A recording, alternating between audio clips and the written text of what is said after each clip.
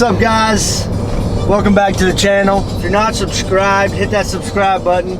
If you've already seen some of our videos and you're still not subscribed, I don't know what you're doing. Subscribe to our YouTube channel. We're going to be pushing out the most content in the outdoor, I guess, outdoor industry, creative space or whatever, because we're not just doing this during the fall, during duck season. All year long. So we have the most content we're pushing out. Mark my words. So that's why you should subscribe. Okay? Right now we're headed to Venice, Louisiana. We're meeting up with Iron Horse Outfitters. We're going to do some bow fishing tonight and some fishing tomorrow. But we got to stop. We got to stop in Bunkie, Louisiana. If you listened to our podcast before, you've heard of that town. Yep. That's Hybrid Boat Company. That's where they're based out of. We're stopping down there. Pick up a boat. Bad boat, son. It's slick. Wait till you see this boat. Super slick.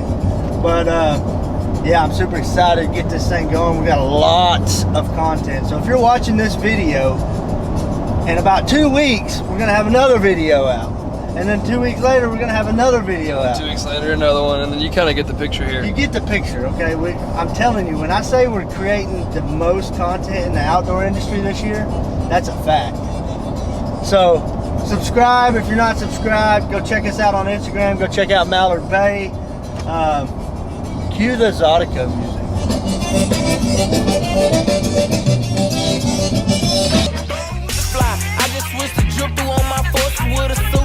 Diamonds hit up chandelier, you playing, you won't see the mob. Moving like the mob, we driving fast inside these fancy cars. Big house, Chicago garage, I'm living large.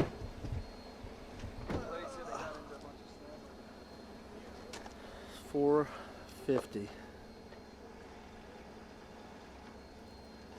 Time to do a podcast. Diamonds hit up chandelier, you playing. Welcome back to another episode of the Quack Shack Tour presented by Mallard Bay. Mallard Bay. Episode 3. We're here in Venice, Louisiana, way past what most people even think Louisiana is, you know. Yeah. A lot of people think Louisiana is the very south, I guess. A lot of people think New Orleans. Yeah. It goes way farther south. We figured that out. Was the end of the world, right? We are down here. We just got done doing some bow fishing. For those of y'all that are listening to this podcast or watching this podcast, it is currently 4:30 in the morning. 4:30 in the morning.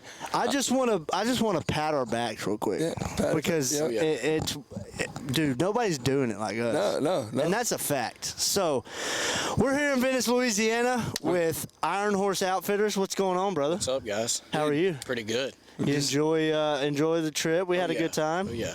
We had a stayed interesting. Yeah, the whole trip was definitely interesting, and I'll tell you what, Iron Horse went with they ducked with the punches every time. You know, we figured it out. We figured it out every time something bad would, anything that could go bad. It happened. So for any of y'all that need to book hunts, we got all the bad stuff out for you. Yeah. Well, and we still had a great time. We killed a bunch of fish. We had an amazing time. We shot some fish, had a great time. The last podcast we did, it was like, with Sam, is like we knew that guy. I felt like the same thing with him. Yeah, it's like we're best friends. Like, dude, we knew this guy forever. It feels like, but we just met you today. So, where are you from originally? So I'm originally from Gonzales, which is like 10-15 minutes south of Baton Rouge. We grew up fishing here, off and on, traveling back and forth between Gonzales, and it has just been my newfound home. Yeah. You enjoy it down here? I love it. So why Venice? If you're not, exactly from this area, why did you pick Venice to start your outfitter? Man, Venice is built different. Like, you can go all over. You can go inshore fishing, offshore fishing. Everybody's got their nicks and knacks. But Venice has everything from wing shooting to offshore fishing. If you want to go spear fishing, everything in between can be done here. Yeah. You can do it all. It's not a one-stop shop. It's like a buffet. Yeah. I like it. Yeah, I mean, a little bit of everything. From everything we saw tonight, you got freshwater, you got saltwater, you can hunt. I mean, there's really nothing as far as an outdoorsman that you could not do here in Venice, Louisiana. Oh, yeah. If there's one thing we can all relate on, we all like to listen to music. And there's only one way to truly do that, turtle box. You can take it to the swamp, you can take it to the beach, you can take it to your friend's house. No matter where you're at, turtle box is always going to be there, loud, durable, waterproof. Go check them out, turtlebox.com, or check them out on Instagram. Get yourself a turtle box.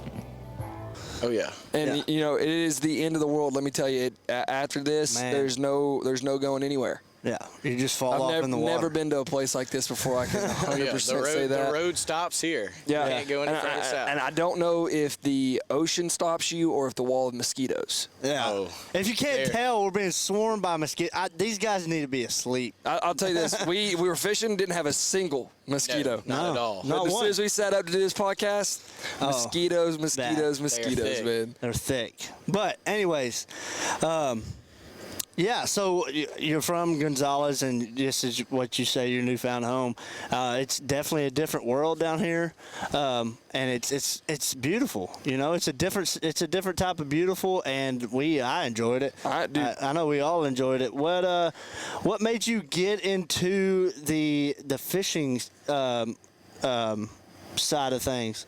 Man, so my dad is a professional fisherman. Yeah. So I guess you could say it kind of runs in the blood a little bit. Now, he's a bass fisherman. Okay. I don't like to bass fish that much. I don't either. It is not my forte. Too slow for you? It's a little slow. Yeah. It's a little slow. Yeah. It's fun to watch. I like watching it. But, man, Venice, I mean, dude, if you want to run pigs in an airboat and shoot pigs out of an airboat and then go catch a redfish later that day, you can't. It's just, there's so much. Like, every time I come down here, I'm doing something different. Yeah. It's not, hey, we're going to go red fishing this day. Boom, boom, boom. We're done. Oh, well, we done found something else out there while we were red fishing that it needed some catching. It needed to be catch. Yeah, it needed to be caught for sure. Oh, for sure. Yeah. I mean, just tonight, we saw probably 8-9 species of fish, gators. It's an unlimited amount of things that you could really get yourself into down here. Oh yeah, I would compare it to the jungle. Like when you come to Venice, it is like coming to the jungle. Yeah. I mean, dude, anything that you can hunt in North America, you could probably hunt in Venice, Louisiana. Oh, yeah. I don't know if y'all got deer here. Oh yeah. Really? Oh, yeah. There are some deer hunters swamp down donkeys. Here. Some swamp donkeys. Really? Big boys. Big boys. I wouldn't say big, but they're here. They're here somewhere. Yeah. Oh yeah. I feel like this is top. See, another thing is y'all might see here is it is 4:30 in the morning. Yeah. Oh yeah, we were about to watch the morning crowd roll. That's sick, dude. There's cars all rolling in, about to do their fishing for the day. Some more of your, so he also does offshore. Yeah, plenty of offshore. We do some offshore fishing, and then our main forte right now would be the inshore fishing. So like I've got guys fishing. Actually rolling up with the morning crowd now. They are fishing this morning. Got some guys fishing. Yeah. So what are they going to be looking for today? If you're fishing inshore, what are you trying to go for? So they're mainly like today. They'll probably go start off with some speckled trout fishing, or, you know, it depends. You kind of have to get away from the marsh to do some trout fishing. So if the wind's too bad, they'll hit the redfish. So you mainly have, like, when my guys go inshore, they'll catch, I would say, one of 4 things: a redfish, speckled trout, sheep's head, and a flounder. That is the top 4. Now, anything could show up, a big ling, any sort of any triple tail could show up. There's just a number of things. Well, it's one of those places where, you know, like you were saying earlier, it drops off so quickly. Yeah. You know, anything could be a mile offshore, and anything could be there. Oh yeah. But mainly the redfish and the sheep's head and speckled trout is the main, I would call the big 3. That is what everybody's looking for as far as inshore and they're all fishing. Delicious eating. Oh yes. What's your personal favorite fish to catch? Your dad's a bass, right? I like the ling fish. I like to chase them cobia. Cobia. Okay. Yeah. So I never heard of them called ling. Yeah. Oh yeah. Okay. Is that a South Louisiana term, or is that? No, I wouldn't call it a South Louisiana term. They've got a couple different names. You could call a lemon fish, cobia, a ling. The fish of many names. Ling just sounds cool. Ling sounds cool. I'm not even gonna lie. When you texted me that, I was like, okay. Don't know what ling is, but I'm gonna catch the hell out of it. I'll tell you that. That's crazy, man. The fishing's different. When you're ling fishing, it's big tackle. Yeah. Big jigs. Pitching live bait. It's a lot different forte than the inshore. But you could also, like, So later in the year, they'll trout fish on the rigs later in the summer. Yeah. At any time while they're trout fishing on the rigs, they could catch one. So what pushes those trout out to the rigs from Man, shore? I would call it water temp. Yeah. When the water gets warmer. really hot. So like late in the summer, it is unbearably hot. Yeah. And a lot of those fish, so like later in the summer will be big reds, like your big bull reds, your trout fishing, and that takes place a little. I wouldn't call it inshore. I'd call it near shore. Yeah. It's you can see land, but you're not fishing you're probably fishing 30, 40 foot of water. Yeah. Something like that. Yeah. What's up, guys? This is Jackson with the Quack Shack podcast. Today we're going to talk to you all about the high and dry Tortuga bag and the high and dry utility pole. You're not going to find a more durable and waterproof bag on the market. This thing's got 5 pockets, all kinds of compartments. It's so lightweight that you're not even going to notice it's on your back. Then we got the utility pole, which is one of my favorite things that's come out because we like to hunt marsh, we like to hunt swamp. We never know what we're hunting. Right here, you can go all the way up with this thing right here, and there's absolutely nothing better because you can hang your gun, you can hang your tote, you can hang your bag. If you're tired of getting your shells wet, put them right here. You're tired of getting your bag wet, put it right here. You're tired of getting your gun wet, put it right here. All kinds of things you can hang from this right here. Keep it completely dry when you're in a situation you don't have a tree or you don't have a stump, something you can keep your stuff dry on. Check them out at High and Dry on Instagram or highanddry.com. It's kind of what pushes them out there. It's pretty much all weather dependent. Same thing in the spring when you get that push of reds in. Everything is. I would say most of the fishing down here is dependent on the weather of what you're going to do. So like let's say the wind's blowing too bad, you can't go out, stay in close, go red fishing in the marsh.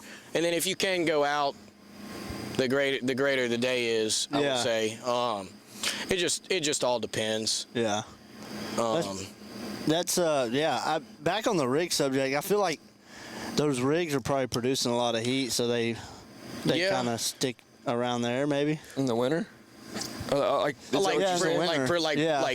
far as changing water temp. I wouldn't say that. I would say it's all structure. It's a structure oriented thing. So I mean, when you go offshore, you're looking for different things. You're looking for any sort of structure. So imagine that whole bottom is flat. Yeah. There's a hump right there. That could hold fish. Just that little elevation change. But the great thing about fishing in Venice is we have so much oil and refinery work going on that there's so much structure, so many rigs.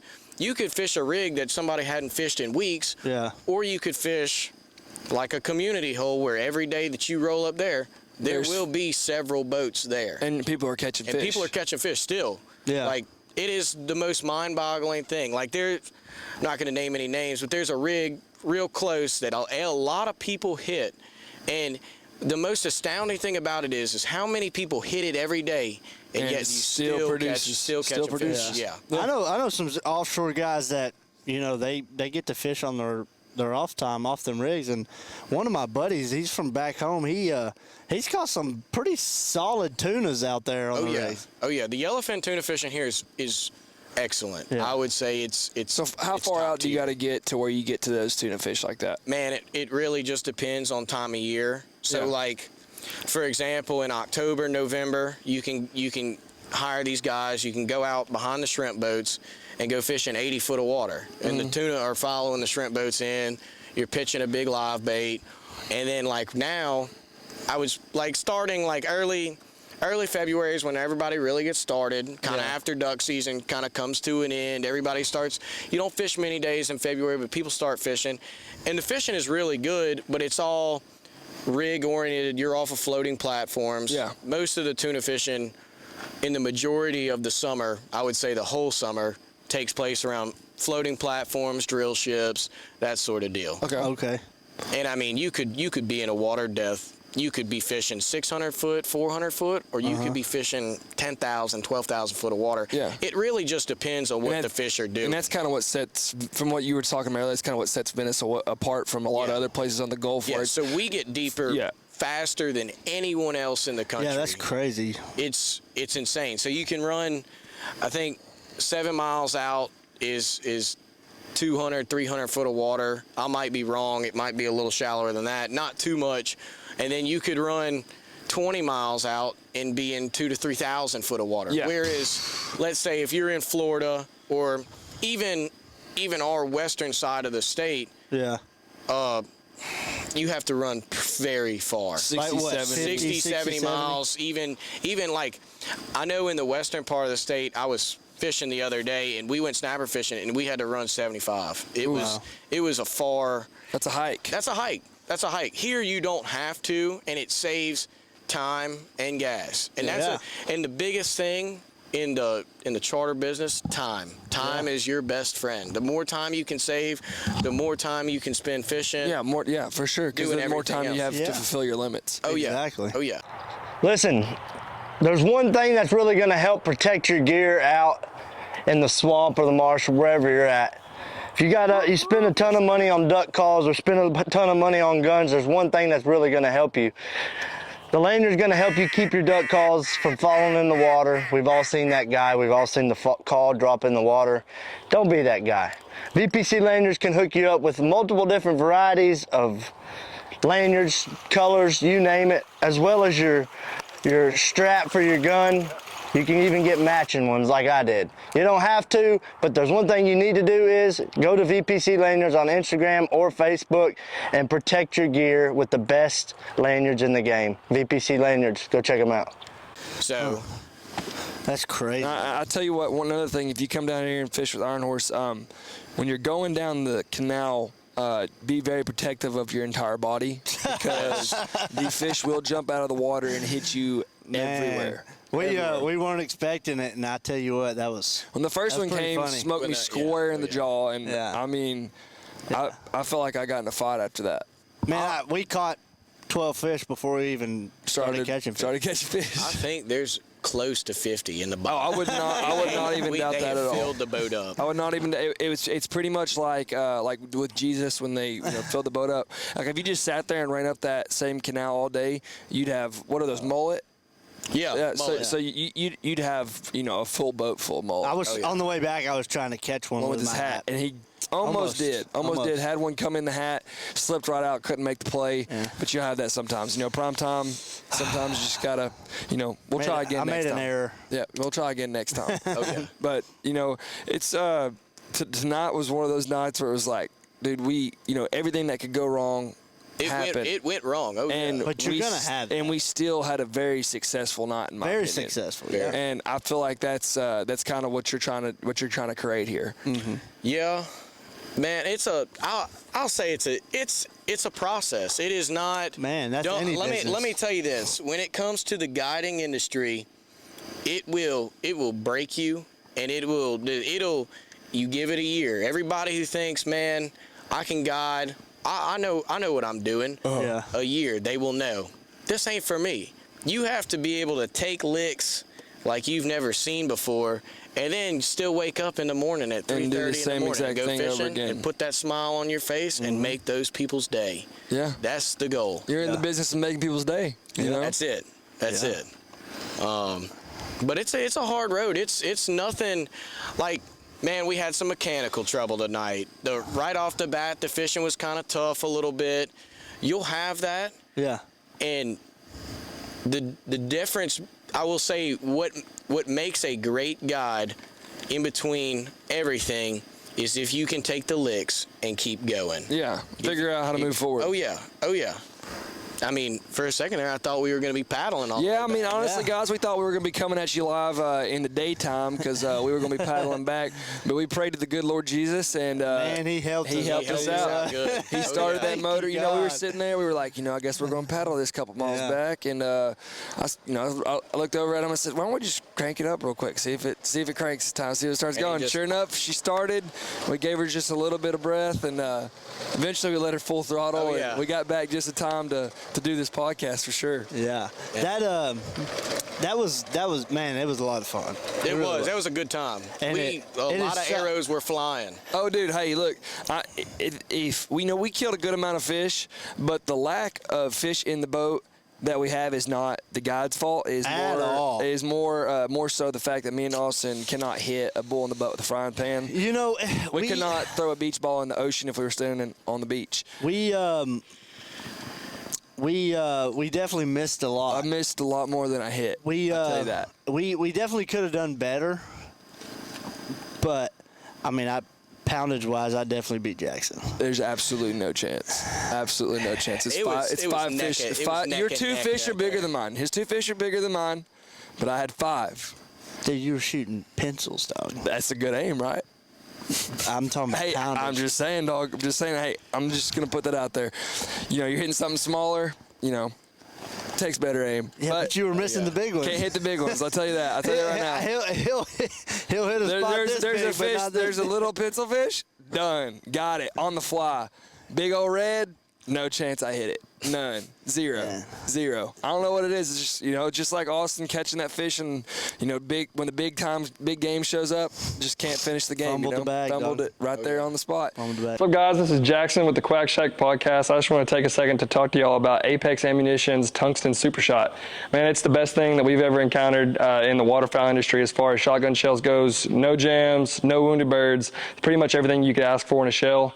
I mean, if you're looking at getting into waterfowl, or you are a waterfowler, you have to have Apex in your bag. But let's talk about the Gators for a little bit. Okay. And I also want to talk about one of the things I was looking forward to is I've never been this far south in Louisiana, and I'm very curious to see what the landscape was going to look like, what's going to look like. Man, it's so beautiful. I know I said that earlier, but man, it's super beautiful.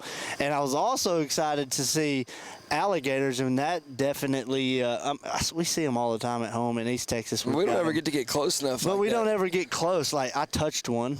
Yeah, Austin Austin poked one in the head, touched it. He was just giving it a pet. Yeah. Oh, yeah. Yeah. He just pet it. Yeah. You know, it was fine. Yeah. It was fine. It was just a little. It was a little baby gator. Little baby.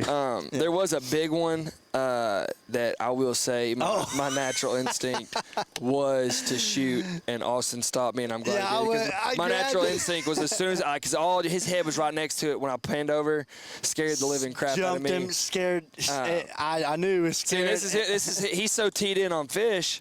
I didn't even see the gator. It was the biggest gator we saw all night, and he was just sitting right. I mean, scared the crap out of me. And talk about, hey, listen, there's a lot of things you have to be good at when you're guiding, whether it's duck or geese or fish or whatever it is. Spotting right? them. This dude has some eyeballs on him.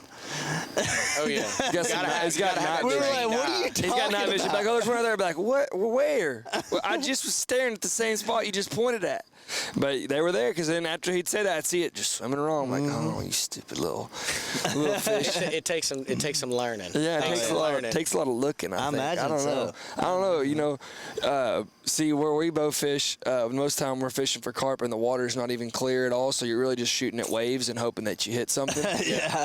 But so today was definitely a learning experience, and I know for sure, for one, I can't wait to come back and do this and do some inshore fishing and some offshore fishing. For sure. Yeah, getting on the rigs, getting inshore, and I mean, I'm looking forward to that 100%, and we will 100% be doing this again. Oh yeah, no doubt, no doubt. And no doubt, I know the motor's gonna work 1,000% next Man, time. I guarantee it. Guarantee it. Should have guaranteed it because now that's like a Jackson. I mean, I think it's because Jackson's got bad luck. I do have bad luck. I mean, I do. Look, I have awful luck with boats. They either go slow, they break, they get stuck. I mean, that's just my luck. Like, I just might as well not even get on a boat. Just take a kayak wherever I'm going or something. I don't know. I don't know what it is, man. It's either the boat's going to break down with Jackson or he's going to put something in the boat. And it's going to fly out. You're going to go from A to B pulling it. Me and boats just don't get along, I don't think. I don't know. I don't know what the whole deal is about that, man. But all in all, one of the most fun experiences I've had. I mean, just full experiences. I've never gotten to bowfish. I didn't even know that you could bowfish redfish like that. In Texas, you can't. Can't do that. Louisiana's the only state. Only state That's that crazy. you can shoot redfish. Yeah. Yeah. What is the reason of that? You know? Man, I'm not too sure on why we can and whoever came up with that. I'm sure it was back in the late 70s, 80s. Whoever was deciding. It's just been kind of grandfathered in, and you can do it. Yeah. Now I will say they do try to get rid of it every year. It is up for ballot almost every year, and it hasn't. Will it pass? Possibly it could. There's a lot of. So you better get down here and do it while you can. Yeah. You better Oh, come yeah. down here to Iron Horse Outfitters. It could be a thing of the past very Next soon. year. Next year it could be. Who knows? Man, it's just, there's a lot of, what do you call it? Back and forth on the shooting of the redfish, because you have your guys that, your sight fishermen, your rod and reel fishermen, who think bow fishing is the worst thing ever invented. Oh my gosh, they shooting up the woods over there. You know, I feel like, all right, we could put it in deer hunter terms. Like your rod and reel fisherman, that's like you sitting in a box stand, sitting in your climber, getting it done. Bow fishing's like you're running dogs. Yeah. That's, I feel like it's looked at upon the same way. Yeah, I would agree. Now, in my opinion, and this is only my opinion after doing both, and I have spent a lot of time bow fishing on the water, I don't think it makes a difference. Yeah. Either way, the fish is getting caught, the fish is getting taken from a That's thing. right. It's still getting Number eaten. one, same limits. Number two, is everyone going to hit every redfish? As we've seen tonight, as from y'all, is everyone going to hit every redfish they see? We're not even going to hit one. I mean, personally, myself. But, myself's not going to hit one. It happens sometimes. Yeah. That's all right. But I'm big enough man to admit that I missed every shot I had at a redfish tonight. So. oh yeah. And like, man, I'll tell you this, man. You'll see big picture piles of some big redfish kills from bow fishing, and everyone wants to take that and set the standard. Yeah, and be like, look, they're just murdering. They're going out there, they're murdering, and this your guy who's going to sleep at 7:30 in the afternoon, waking up, and he's going trout fishing the next day. He has no idea what goes on. And I'll tell you this, I've taken lots of people who have hated it, think it's the worst, and they go, and they're like, man, that was different. I like that. Yeah. It's a blast. Yeah, it is. Everyone enjoys it. Don't get me wrong. It's all a good time. But it all goes back to care of the fish. And now, Listen guys, hybrid boat makes a super durable boat. Whether you're taking it out in the timber or down in the marsh, it doesn't matter. Hybrid boat is built for you because they're custom made. Go check out hybrid boats on Instagram at Hybrid Boat Co. or on the website at hybridboatco.com. Get you a custom made boat. That's the only way to go. could they lower limits and solve that solution? Possibly.